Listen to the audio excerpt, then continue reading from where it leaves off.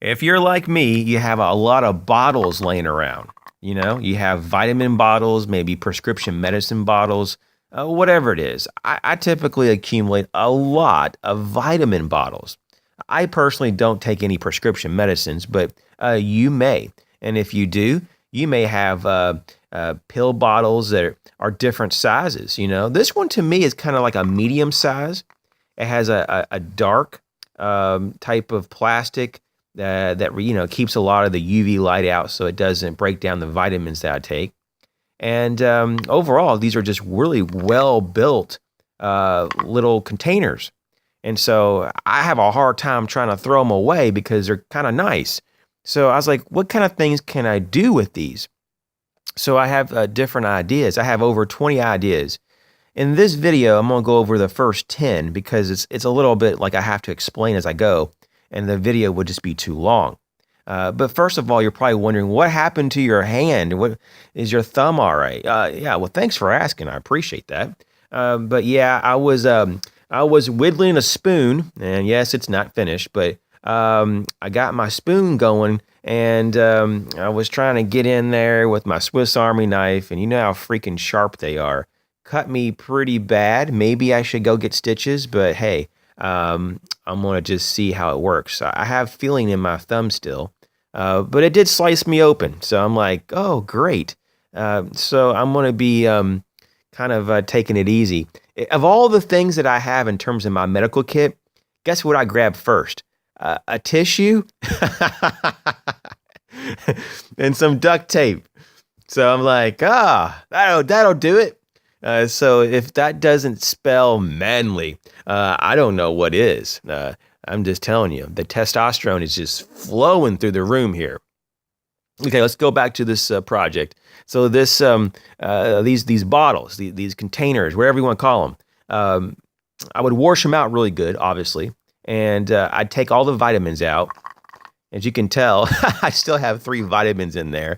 I don't know why I do, but I'm going to have to, finish this bottle off tomorrow because I take 3 a day.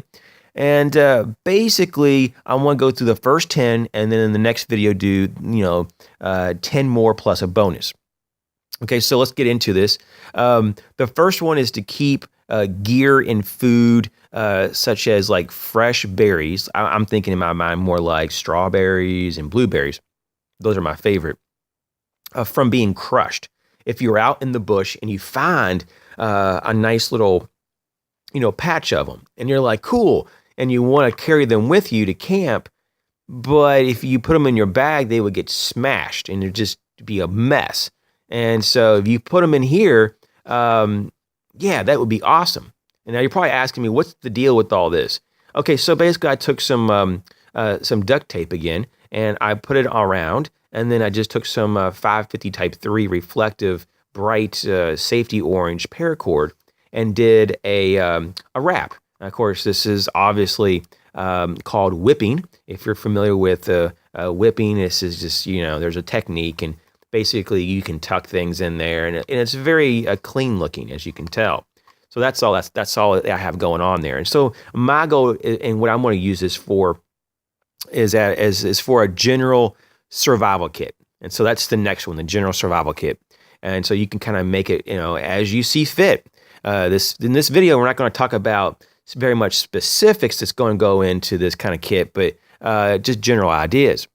The next thing is going to be a float or a bobber. It could be for fishing if you're fishing large, really large fish, or a bobber marker deep out into the ocean, just to kind of maybe you're just you put something and you hit something underwater. Maybe this could be just kind of something that is there. It may be camouflage, so it's hard to see. But for whatever reason, it could be that. It could also be a mini capsule, so you can cache gear in it. It could be put up in a tree and camouflage to the tree color. It could even be put underground. Just make sure that the contents are going to be in a watertight bag, and you have the actual lid in some manner sealed. It could be with more tape or whatever works for you. You can use it as an organizer to put various things in there that you don't want mixing in with other gear in your backpack. A means to carry water. I mean, believe it or not, I mean, this isn't a really small container. Let me just show you. I mean, it doesn't even fit in a roll of, you know, of duct tape here. I mean, it's not like really small. It's not a big container. Here, let me just grab my water bottle. That's a 1 liter, just to show you a side by side. I'm not trying to say it's like a half a liter, but I mean, you can't really tell. Here, actually, do it this way. You'll see the width. It's a little bit more narrow than this 1 liter. I'd say it's probably just a little under, potentially just a little under a half a liter, probably like 400 milliliters, maybe at most. So, I mean, it's not bad. It's not a bad little option for just like a mini canteen. So it's just a thought, right? Okay. The next is to carry ammunition. Now, I never like try to put 22 long rifle and count how many rounds, but I would definitely say this is probably could hold somewhere between 150 to 200 rounds if I just had a guess, just a wild guess. And for 9 millimeter of this size, I'd probably say between 40 to 50 rounds, if I had a guess. So a means to carry ammunition. You could also carry fishing or trapping. So it could be like a sub kit, fishing and trapping gear. So you have like fishing hooks, fishing line, maybe some snares, things like that. And then the next would be maybe like a medical first aid type of sub kit as well. And so you could put a lot of Band-Aids and ointments and maybe like sutures and stuff like that. All kinds of things in there.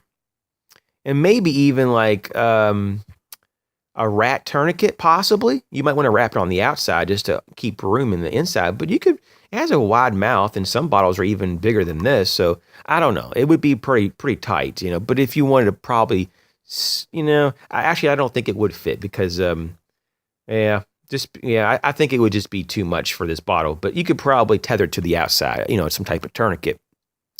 And so lastly, though, I like to say that number 10 here, and then we'll have a part 2, so just stay tuned for that one tomorrow. A trail marker. So basically, you could have bright, colorations on your bottle, be it paint or tape or like this, some kind of wrapping with some kind of bright cording that may be reflective as well.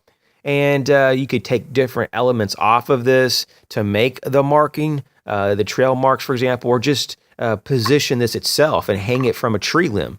And so if you're not going very far out, you just, don't want to get turned around and generally where you are, you're not in like a totally new environment. You could just hang this, at about eye level, and it would be kind of hard to miss this sucker. This thing is, in person, it's very bright. And so even if I was probably 50 feet to 100 feet away, I'd probably still see this without a problem.